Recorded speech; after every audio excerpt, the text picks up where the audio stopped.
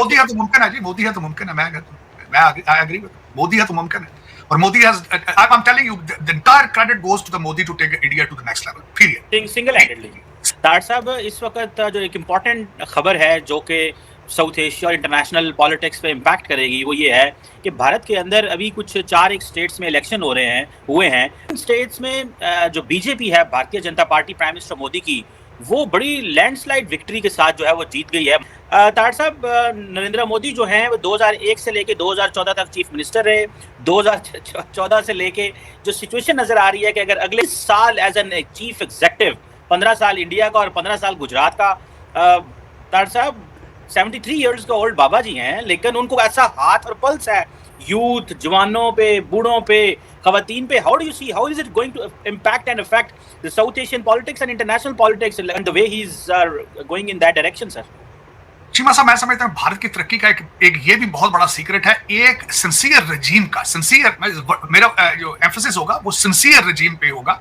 एक सिंसियर रजीम जो है वो अपनी पॉलिसीज अगर बनाती है तो उसको इंप्लीमेंट करने के लिए मेरे ख्याल में 4 साल या 5 साल is not a sufficient period. एक फिलॉसफी, एक आइडियोलॉजी, उसको इन्फोर्स करने के लिए एक लंबा पीरियड दरकार होता है। और यही मैं समझता हूं कि भारत की एक तरक्की का सीक्रेट भी यही है कि मोदी साहब जैसा उनको एक लीडर जो नेशनलिस्ट है, उन्होंने उनको लीड किया और आगे भी मजीद लीड कर रहे हैं।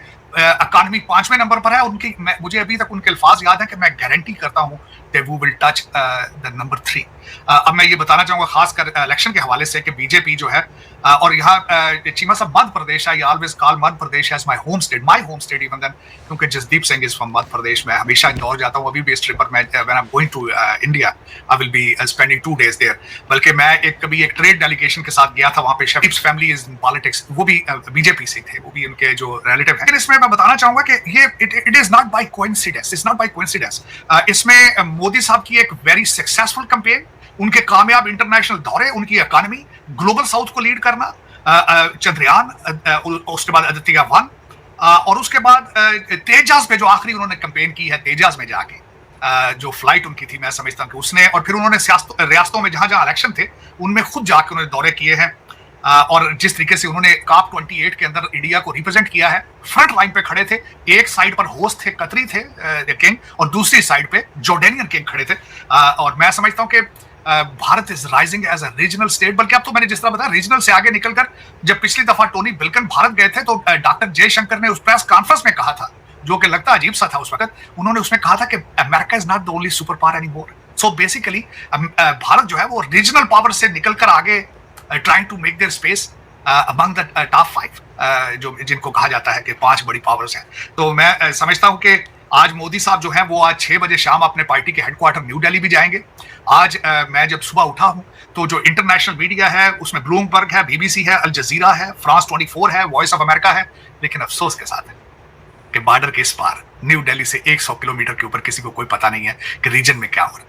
अफसोस, ये मैं इस पे I will record my protest. हमारे मीडिया ने उसको भारतीय इलेक्शन को कंप्लीटली अबैंडन कर दिया है। सिर्फ देखा जा रहा है तो टाइगर 3 देखी जा रही है, मूवी देखी जा रही है, जवान देखी जा रही है, लेकिन उनकी तरक्की के बारे में बिल्कुल छुपाया जाता है, हाइड किया जाता है। हिंदुओं से इतनी नफरत है तो उनकी मूवीज क्यों देखते हैं आप? क्या वजह है? आप अपनी पसंद की चीजें उनमें से पिक करके उनको फॉलो करते हैं, लेकिन नफरत जब करनी हो तो उनके मजहब को सामने रख के नफरत का निशाना बना देते हैं। उनकी तरक्की को आप जो है वो देखना नहीं चाहते, मूवी उनकी मिस नहीं करना चाहते। क्या वजह है? हर आपके जो लौंडा लपाड़ा है उसकी गाड़ी में आज भी गाने अगर देखे जाए तो वो सारे भारतीय पंजाबी चल रहे हैं, सारे मूवीज के गाने चल रहे हैं, डांस हो रहे हैं मूवियों। आपके हर शादी के ऊपर बिल्कुल इस तरह लगता है कि मैं भारत में खड़ा हूं। हर शादी इस तरह लगती है कि उसमें टोटल इंडियन कल्चर की ठाप होती है। लेकिन उनकी तरक्की से बाइकाट है आपका, उनकी सियासत पे, उनकी डेमोक्रेसी से बाइकाट है आपका। ये ज्यादती है, और आप अपने आप से ज्यादती कर रहे हैं, उनके साथ ज्यादती नहीं है, क्योंकि they have given you a distance of at least 100 years। जो जिस तरीके से उनकी फॉरेन रिजर्व 600 बिलियन है, जिस तरीके से उनका इंडियन डायस्पोरा है, जिस तरीके से तालीम है, जिस तरीके से Indian institute of technology is working and performing. आपके मैं बताया था शायद चीमा साहब, भारत के अंदर 1300 यूनिवर्सिटियां हैं, आपके पास मेरा ख्याल है कि टूटी फूटी 70-80 यूनिवर्सिटियां, वो भी नॉन फंक्शनिंग है। उसकी वजह यह है कि वहां से लोग निकलते हैं 2 लफ्ज इंग्लिश में नहीं लिख सकते, 2 लफ्ज नहीं लिख सकते। आपने बाइकआउट कर दिया है नॉलेज के साथ और इंटेलेक्ट के साथ, ये आपको बहुत इसकी कास करेगी। लेकिन यहाँ ये जरूर बताऊंगा कि आपको रूल करने वाले सारे लंदन लॉट हैं, लंदन पलट है, इनके बच्चे आज भी वहीं पढ़ रहे हैं। जुनैद सफ्दर की तरह देखें एजुकेशन, बिलावल भुट्टो साहब की एजुकेशन देखें, मेरे मुर्शिद पाक के दोनों बच्चे लंदन में तालीम ले रहे हैं। लेकिन ये सारे के सारे इकट्ठे होकर आपको कहते हैं जिहाद करें। आप जाके गोलियां खाएं सीनों पर और जेलें भरें इनके लिए जिनके बच्चे लंदन बैठे हैं। लेकिन ये आप लोगों को सोचना होगा कि where the hell we are going, हमारी डेस्टिनेशन क्या है। मैं सरप्राइज चीमा साहब के इलेक्शन को आपने बाइकआउट किया भारत का, आपके मीडिया ने ज्यादती की है। लेकिन ये मैं इस इलेक्शन को प्री टेस्ट कहूंगा, जिस तरह आपने खुद फरमाया है, ये प्री टेस्ट था भारत के अंदर। ये basically this was a check on Modi's performance, कि उन्होंने भारत के अंदर किस तरह वो परफॉर्म कर रहे हैं, उनकी रजीम किस तरह चल रही है। मैं समझता हूं जिस तरह आपने खुद फरमाया कि अगला इलेक्शन जो है रिगार्डलेस पॉपुलैरिटी के आसमान को टच कर रहे हैं, next prime minister will be definitely Modi. और मेरे ख्याल में मोदी साहब को रहना चाहिए भारत के अंदर उनका प्राइम मिनिस्टर, और इससे मजीद तरक्की करेगा भारत मेरे ख्याल में। एक शेकअप करना, और कांग्रेस दूसरी तरफ मैं जब देखता हूं, मैं कल भी मैंने सबसे पहले मेरा इतराज था कि हमारे जो गांधी साहब हैं, उन्होंने वो जाते थे इलेक्शन पे तो उन्होंने पतलून और शर्ट पहनी होती थी। मेरे ख्याल में उनको कुर्ता पजामा होना चाहिए था। उन्होंने पहले पूरे इंडिया का दौरा किया है, उसमें भी वो पतलून और शर्ट में रहे हैं। पता नहीं शायद अपने इटालियन हेरिटेज को वो ज्यादा मेरा ख्याल पसंद करते हैं, क्या वजह है। लेकिन कांग्रेस जो है is nowhere to provide a leadership.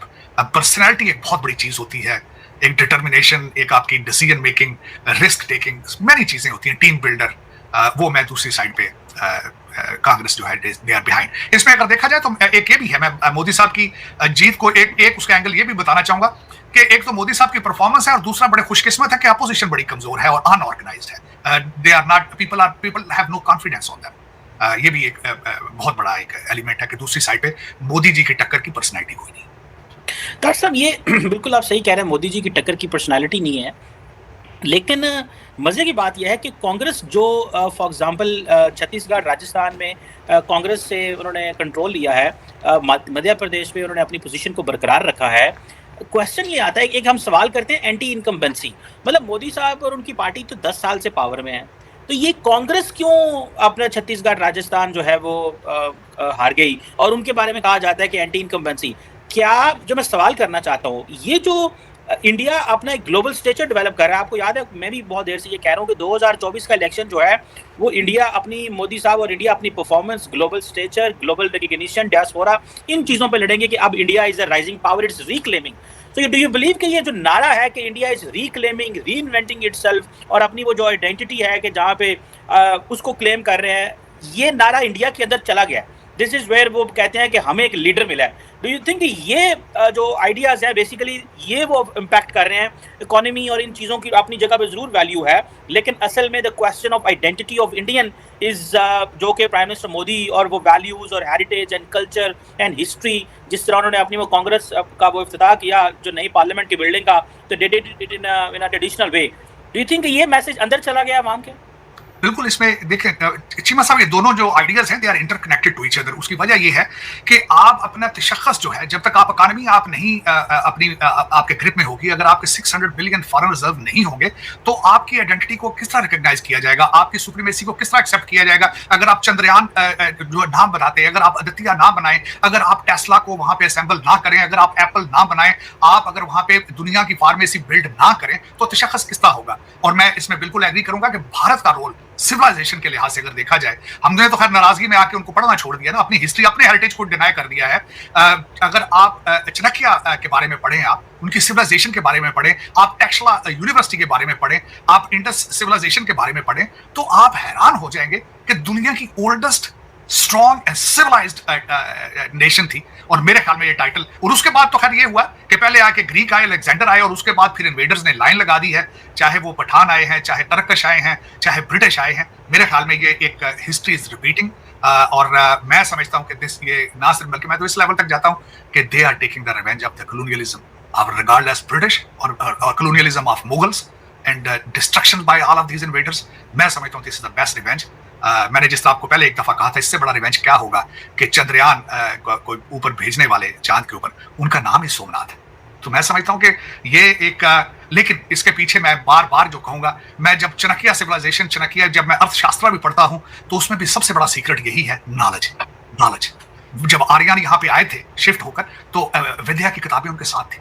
Imagine करें आप, 150 AD 200, they had books with them, they had knowledge of it. और सबसे बड़ी बात यह, मैं उसमें जब हिस्ट्री पढ़ रहा था चाणक्य की, तो Alexander invited the leaders, 2000 leader थे, 2000 टीचर थे टेक्सास यूनिवर्सिटी के अंदर, 2000।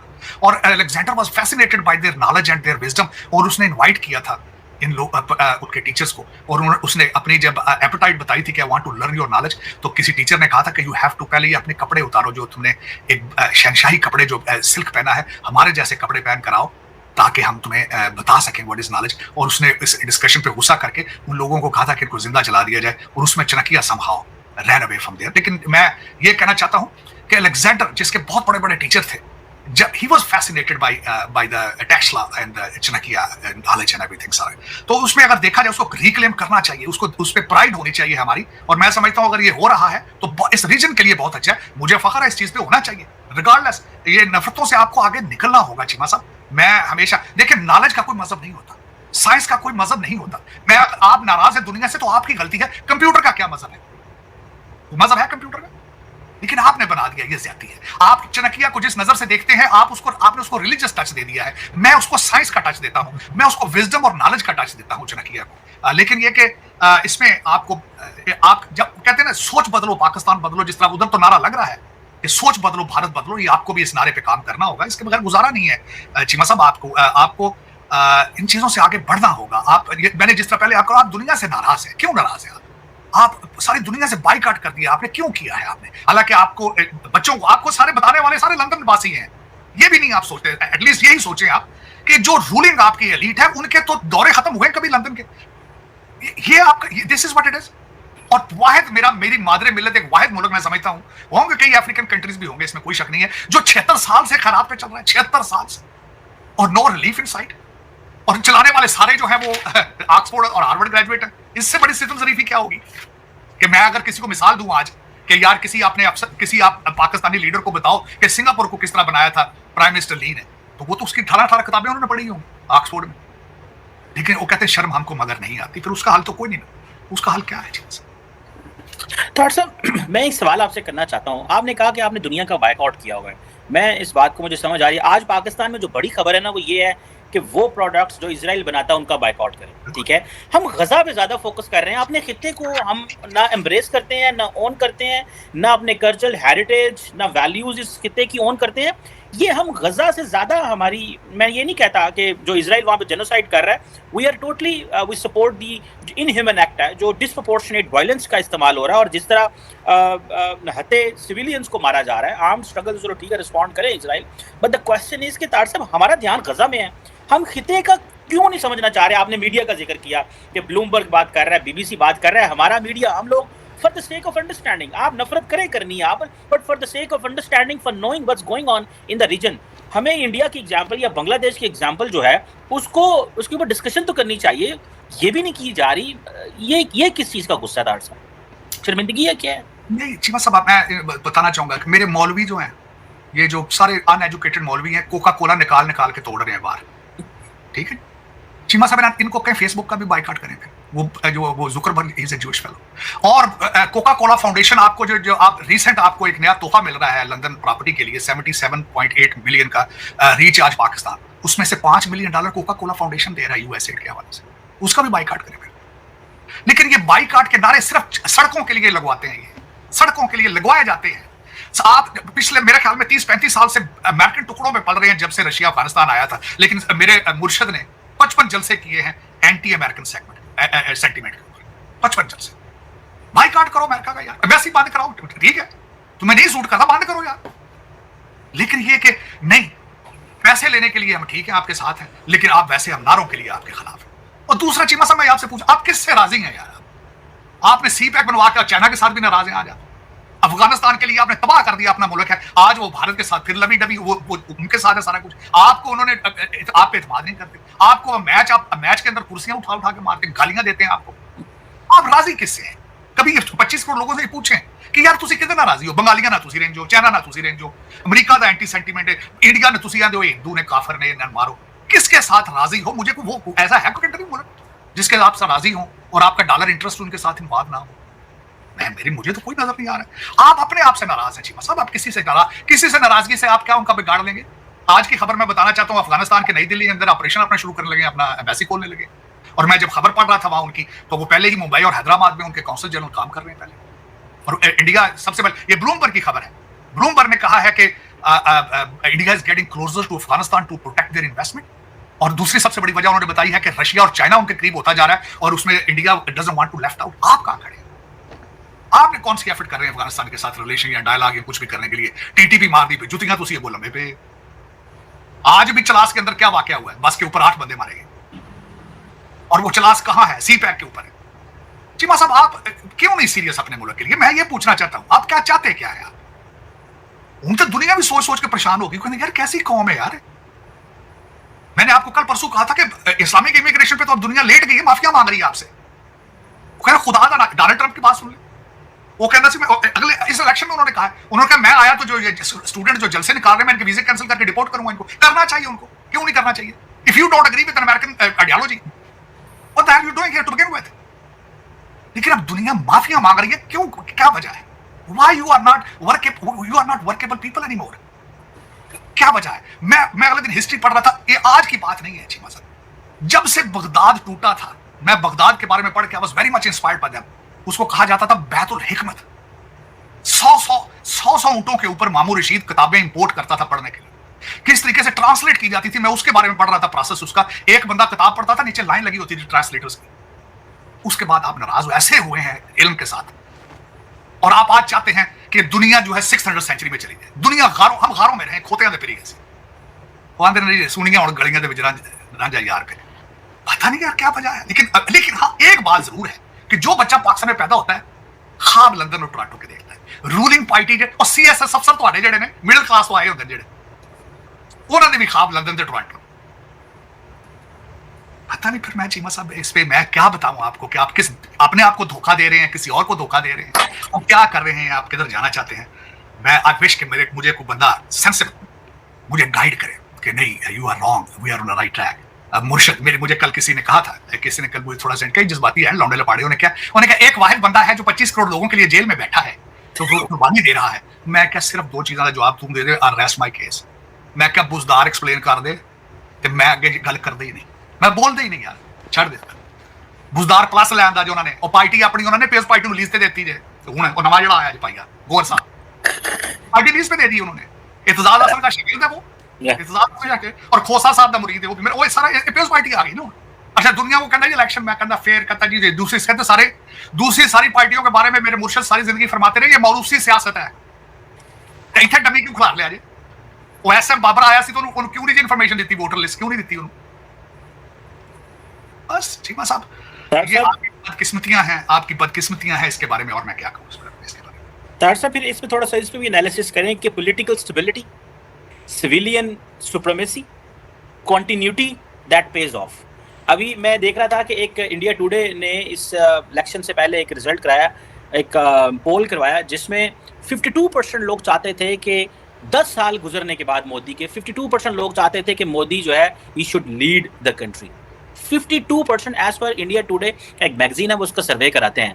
सो द क्वेश्चन तार साहब यही है कि फिर political stability, civilian supremacy it pays of अगर हम इसको मौका दें, क्योंकि हमने मौका नहीं दिया, लेकिन जहां जहां पे मौका है, बांग्लादेश है जैसा तैसा भी है वहां पे, या इंडिया इटसेल्फ एन एग्जांपल कि it is paying off civilian supremacy and political stability and continuity.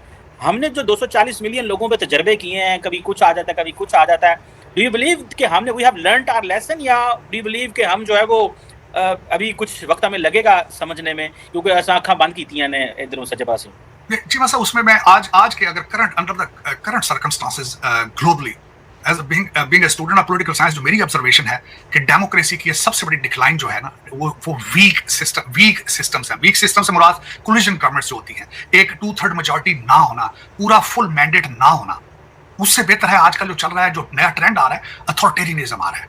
पूरी दुनिया के अंदर ट्रेंड है, ये एक कंट्री के अंदर नहीं है। तरक्की भी वही मुल्क करते हैं जहां अथॉरिटेरियनिज्म होता है। मैं 2 मिसालें उसकी दूंगा लाजमी आपको, भारत की और चाइना की मिसाल दूंगा। इस वक्त मैं आपसे पूछना चाहता हूं, अगर आप देखना चाहते हैं दुनिया के बड़े बड़े कंट्री, रशिया में क्या है, टर्की में क्या है, फ्रांस में क्या कर रहा है। अगर आपने फिर देखने कमजोर देखनी है तो फिर इंग्लैंड की हालत देख लें। साल साल के लिए गवर्नमेंटें आती हैं, कोई भी क्लियर पॉलिसी के ऊपर काम नहीं हो रहा, आज वो ऑलमोस्ट बैंकरप्ट हो चुके हैं यूरोप के अंदर, उनकी तरक्की रुक चुकी है। क्योंकि उस आज भी मैं बताता हूँ, ये कांग्रेस भी हमारी ये दूसरी मिसाल है यहाँ पे, कि हर कानून को आगे for the sake of loyalty to your party आपने उसको सपोर्ट करना है और उसको उसके लेजिस्लेशन रोक देनी है। उसमें सफर कौन करता है? कंट्री सफर करता है, वोटर सफर करता है सबसे बड़ी में। तो उसमें आके मैंने ये बताता हूँ, ये आइडियल सिचुएशन होती है हमेशा। मैंने बड़े अरसा पहले जब मैंने सिस्टम्स ऑफ गवर्नमेंट पढ़े थे, चीमा साहब, sincere leadership, committed leadership is the only secret, only secret. अब मैं उसकी छोटी सी, मैंने अभी आप 10 मिनट आपको पहले मिसाल दी है प्राइम मिनिस्टर ली की सिंगापुर, आप देख लें कि उन्होंने कितना अरसा वहां पे गुजारा, 20 साल ऑलमोस्ट। तो उसमें ये मैं बताना चाहूंगा कि जब तक आपके पास सिंसियर लीडरशिप, कमिटेड और नेशनलिज्म प्रमोट ना करे, वो आगे तरक्की पॉसिबल नहीं होती। अब उसमें दुख वाली बात है, मैं हमेशा अपने आप को ऑफर करता हूं for the debate of about the situation in Pakistan. 14 अगस्त 1947 से लेकर आज की डेट तक मैं डिबेट करने के लिए तैयार हूं कि हमारा आज तक कोई लीडर ही प्रोड्यूस नहीं हो सका। हमारे लीडर शुरू में आते हैं, भुट्टो साहब आए थे, शुरू में ठीक थे, वो बाहर के पढ़े लिखे थे, लेकिन बाद में शुरू में उन्होंने वर्कर्स को वोट दिए थे, लेकिन दूसरे इलेक्शन में फिर जागीरदारों को वोट दिए, because reason made a U turn. हालांकि खुद वो एक एस्टेब्लिशमेंट की पैदावार थे, अयूब खान के बच्चे थे वो, लेकिन उसमें ये मैं कहना चाहता हूं कि हमारे साथ यही ट्रेजेडीज है। हमारे शुरू में हो सकता है इमरान खान साहब भी ठीक हो, लेकिन बाद में उस्मान बुज़दार, आज ये जो नया उन्होंने गौर साहब को पिक किया, ये उस्मान बुज़दार प्लस है।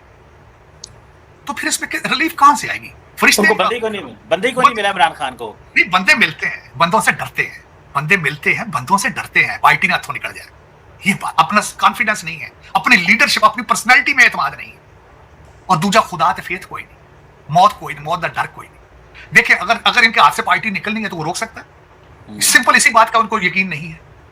लेकिन चीमा साहब ये, और दूसरा नेल्सन मंडेला है, वो बाहर निकला, लीडर बनने से गया, लेकिन चीमा साहब बस तरह हकीकत है, बल्कि compare to the Nelson Mandela है तो हॉलिडे में रह रहे हैं, 8 कमरों का इनके पास पूरा कंपाउंड है जेल के अंदर, और देसी घी में मुर्गियां मिलती हैं, राने मिलती हैं, ट्रेडमिल है। मतलब यहाँ पे तो जेल है ही नहीं है ना, ये कौन जेल कहता है? इस तरह की जेल है तो मैं कहता हूँ 25 करोड़ बंदे जेल भेजो फिर, अगर ये जेल। वो डॉक्टर आया था शौकत खानम से, उनका जाती, उन्होंने क्या वो खाने के वाले से बड़े मुतमिन है, उन्होंने क्या कोई प्रॉब्लम नहीं। बिल्कुल सुधारो तो रोज अंदर बदामा दी सरदाई बनदी अंदर, उत्थे नाले वकील आउंदे ने, लतीफे सुनाते हैं, 60 वकील अंदर जांदे, लतीफे सुनाते हैं, अंदर बैठ गप्पा लांदे, मुठियां भरदे हैं जाके। मालशी डॉक्टर साहब जेल में कहते हैं मालशी बड़े मिल जाते हैं, अंदर वेले बैठे होते हैं, तो खान साहब ये कहते हैं नाले ਉਹਦੇ ਕੋਲ ਗੱਲਾਂ ਸੁਣਦਾ ਹੈਗਾ, ਕੋਈ ਉਹਨਾਂ ਨੇ ਇੰਜ ਯਾਰ ਬਣਾ ਲੈਣਾ ਹੈ, ਉਹਨੂੰ ਵੀ ਇਹਨਾਂ ਨੇ ਗੁਜ਼ਾਰਤ ਬਜ਼ੁਰਗ ਦੇ ਦੇਣੀ। ਦੇਖੋ ਨਾ, ਬੁਜ਼ਦਾਰ ਨੂੰ ਵੀ ਤੇ ਰਿਪਲੇਸ ਕਰਨਾ ਹੀ ਨਾ, ਕਿਸੇ ਬੁਜ਼ਦਾਰ ਦੀ ਜਗ੍ਹਾ ਤੇ ਵੀ ਤੇ ਕਿਸੇ ਨੇ ਆਉਣਾ ही है ना, जेल चो फाड़ के लियाउणगे उनको। वो जरदारी साहब भी ऐसे ही करते थे, कहते थे जो जरदारी साहब को ज्यादा खाने भेजता था, अच्छे खाने भेजता था, जरदारी साहब बहुत प्रोटोकॉल लवा छाड़ते थे खिदमतगार से। चीमा साहब आपका एक नेशनल लेवल का लीडर, उसकी सिर्फ एबिलिटी ये थी कि लंदन में जरदारी और बेनजीर के घर के पास उनका देसी रेस्टोरेंट था, ताजा रोटी भेजते थे। नेशनल लेवल का लीडर था, उसका सिर्फ रेस्टोरेंट था लंदन के अंदर, उसको मुल्क की चाबियां पकड़ा दी गई थी। ये चीमा साहब हमारी किस्मतों के फैसले तंदूरा ते होंदे ने।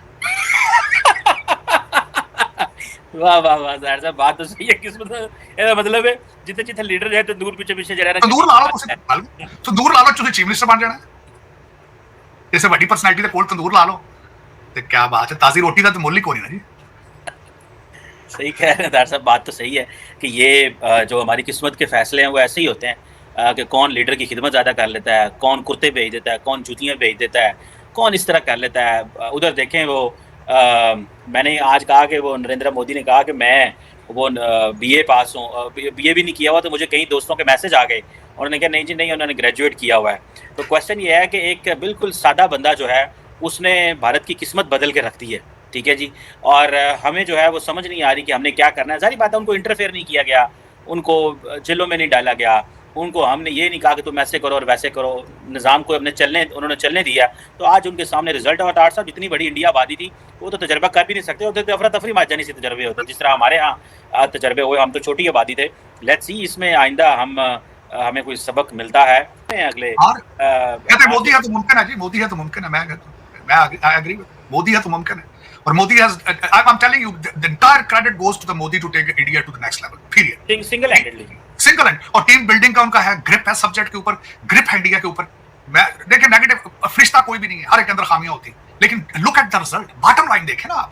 मैं खुद ये चाहता हूं, मैं आज बल्कि मैं सीते वकील, मैं कई दफा सपोर्ट कर चुका हूं आसिम मुनीर साहब को। मुझे मैसेज करते लोग, यार खाओ, तुम एक वकील हो, पॉलिटिकल साइंस स्टूडेंट, एक आर्मी वाले को प्रमोट कहते हो कि, और मैं कहता हूं एंड रिजल्ट होना चाहिए यार। पाकिस्तान डिलीवर एक आर्मी वाला करता है, I have no objection with it. सही बात है, बॉटम लाइन देखो, चलो खैर चीमा साहब, सही कह रहे हैं डॉक्टर साहब, ये असल चीज़ तो डिलीवरी आपने सही कहा कि हम ये वो नहीं कर सकते, ये भी उनकी भी जितनी को अकल है हमने देख ली है, इनकी तो इतनी अकल नहीं है अपनी हुकूमतें बचा लें, तो ऐसे कर लें, लेट्स सी क्या होता है। लेकिन नरेंद्र मोदी तो आ रहा है, यही वजह है कि अमेरिका भी आज बड़ा स्लो स्लो खेल रहा है डिस्पाइट द फैक्ट, कनाडा को भी करना पड़ा, इंटरनेशनल कम्युनिटी साइलेंट है, तो हर चीज़ जो है ना वो देख रहे हैं कि हाउ बेसिकली नरेंद्र मोदी की जो थर्ड टर्म है, it is telling that the mood of India वो जो है ना वो सामने आ रहा है, and that's how the nations are making their policies regarding India, it's a popular leader, और वो अपनी ताकत के साथ आएंगे। अगर हमारे नवाज शरीफ साहब जीत गए तो हो सकता है कोई किधर अस्सलाम वालेकुम वालेकुम सलाम हो जाएगी साहब। लास्ट टाइम जब मोदी साहब पाकिस्तान आना चाहते थे फ्लाई करके तो नवाज शरीफ साहब ने वेलकम किया था। लेट्स सी कुछ होता है यहाँ के, नहीं होता। बट देखिए इतनी अनसर्टेनिटी है कि हम इंडिया के 4 महीने 5 महीने 6 महीने इलेक्शन से पहले बता सकते हैं क्या हो रहा है, सानू तो सवेरे नहीं पता साढ़े की होना। तो जैसे कि आपने क्लिप में देखा कि बीजेपी ने बंगाल को जीत लिया है, मतलब कि ये भाई साहब इतिहास में पहली बार हुआ है कि भारतीय जनता पार्टी ने बंगाल को जीत लिया है। जी हाँ दोस्तों, क्योंकि वहाँ पे सरकार थी दीदी की, ममता बनर्जी की सरकार थी, और भाई वो क्या क्या करवाती थी ना बांग्लादेश में, वो बंगाल में, पश्चिम बंगाल में वो क्या क्या करवाती थी। तो भाई उसको देखते हुए बीजेपी की सरकार बंगाल में आना बहुत ही ज़्यादा ज़रूरी था। ठीक है, अब क्या बोलते हैं, बंगाल मतलब कि अभी तो बीजेपी लीड कर रही है, और वो सारे जो नतीजे हैं वो सीट्स जो है ना वोन में आ जाएंगे। जो नतीजे अभी आ रहे हैं ना वो सीधे सीधे मतलब रिज़ल्ट जो है ना मतलब जीत में परिवर्तित हो जाएंगे, मतलब विदिन एक घंटे में, मतलब कि 1 आवर में, मतलब कि बीजेपी बंगाल में पूरी तरीके से जीत जाएगी। मतलब कि अभी 55 से 60 सीटें बीजेपी ने जीत ली हैं।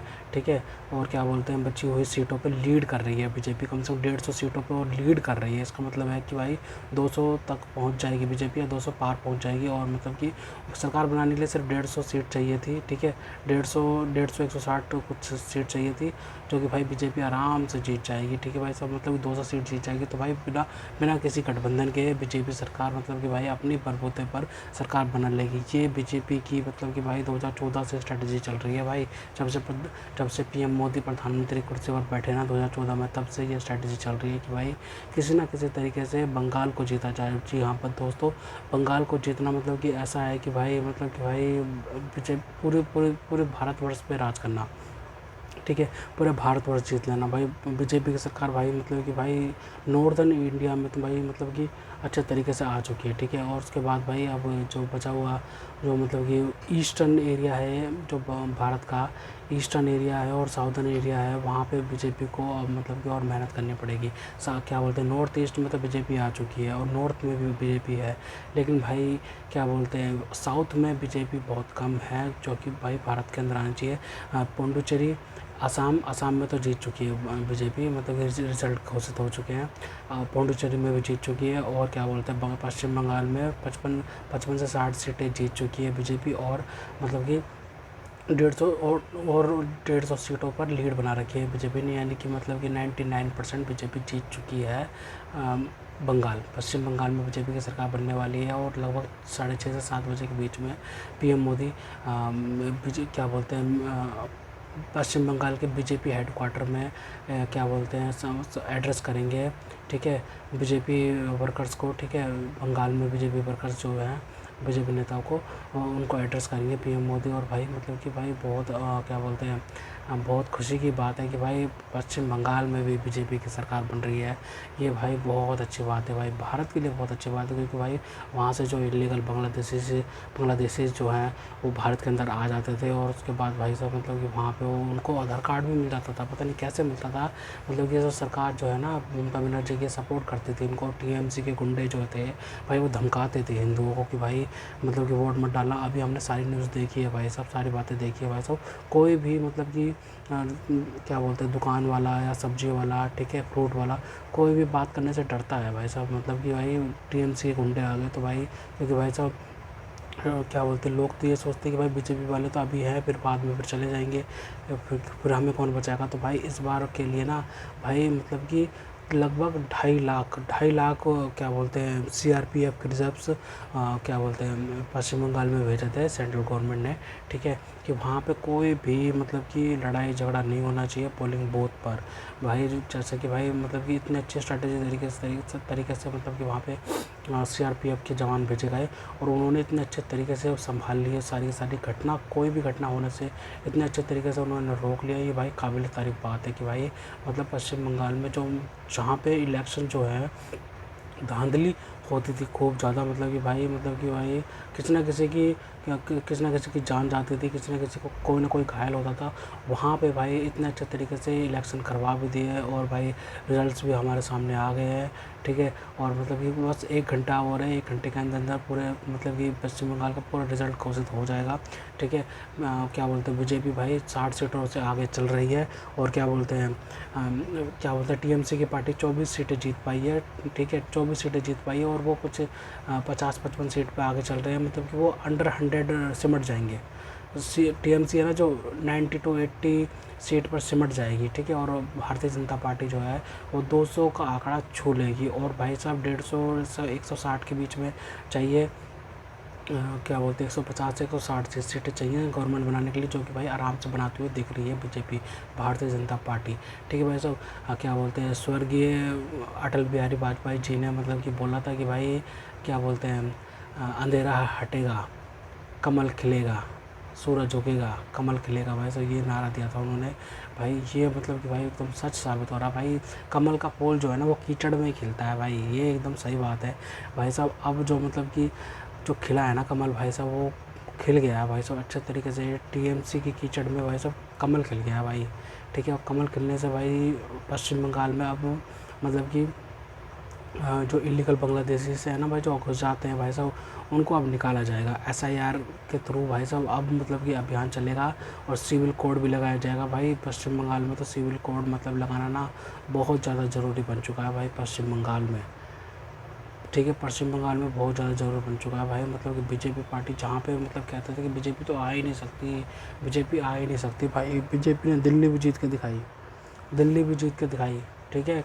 केजरीवाल का गढ़ कहा जाने वाला दिल्ली भाई वहाँ पे बीजेपी ने भाई साहब अपना परचम लहराया। उसके बाद भाई बिहार में जो नीतीश कुमार कब से पता नहीं कब से मतलब कि चीफ मिनिस्टर बनने पड़े हैं। मतलब कि बिहार में कहा जाता था कि भाई मतलब कि सीटें कोई भी जीते सरकार कोई भी बनाए चीफ मिनिस्टर तो नीतीश कुमार ही बनता है भाई साहब। और पीएम मोदी ने क्या पता नहीं तगड़ी लगाई है उसमें कि भाई नीतीश कुमार को सेंटर में ले आए हैं और उसके बाद भाई वहाँ पे अपना सीएम बैठा दिया है बीजेपी ने बिहार में। अब बिहार पर संपूर्ण रूप से बीजेपी के अंडर में काम कर रहा है भाई, काम कर रहे हैं क्या बीजेपी अब संपूर्ण रूप से बिहार में काम कर रही है भाई पूरे तरीके से।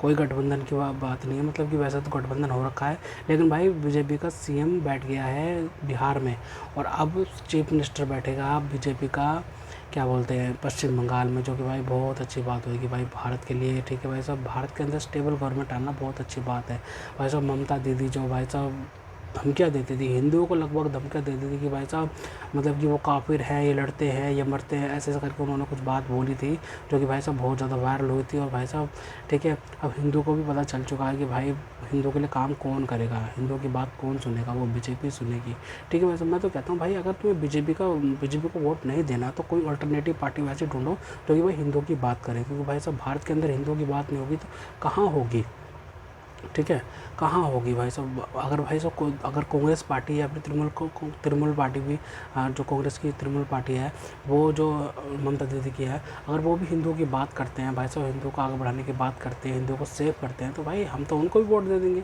ठीक है भाई साहब। मतलब कि भाई किसी को भी वोट दिया जा सकता है, बस वो अच्छी राजनीति करे भाई, हिंदुओं के लिए भला सोचे भाई, हिंदुओं के लिए बहुत अच्छी चीज़ें सोचे, ठीक है भाई। क्योंकि भाई साहब हिंदुओं की मेजोरिटी को भाई साहब जो लेके नहीं चलेगा उनका तो ऐसे ही हाल होगा जैसे भाई साहब क्या बोलते हैं कांग्रेस पार्टी का हुआ और तृणमूल कांग्रेस का हुआ है, ठीक है भाई साहब। आम आदमी पार्टी का जैसे हुआ है, समाजवादी पार्टी का जैसे हुआ है, ठीक है भाई साहब, वैसे ही हाल होगा भाई साहब। हिंदुओं को लेके चलना भाई साहब बहुत ज़्यादा ज़रूरी है, हिंदुओं को लेकर नहीं चलोगे तो भाई नहीं होगा। क्योंकि पीएम मोदी जो है ना भाई साहब, पीएम मोदी ने सबकी लंका लगा दिया भाई साहब, भाई साहब मतलब भाई पूरे भारत में लगभग बीजेपी आ चुकी है। और भाई साहब 2029 में भी प्रधानमंत्री नरेंद्र मोदी जीतेंगे लोकसभा इलेक्शन। तो खैर तो दोस्तों, अगर आपको हमारी ये वीडियो पसंद आई तो कम से कम व्हाट्सएप पर जरूर शेयर कीजिएगा। साथ साथ चैनल को सब्सक्राइब करके हमारा मनोबल जरूर बढ़ाएगा, ताकि हम आपके लिए ऐसे ही मनोरंजन बनाते रहें। तो गाइस, मिलता है आपसे अगली वीडियो में, तब तक के लिए जय हिंद।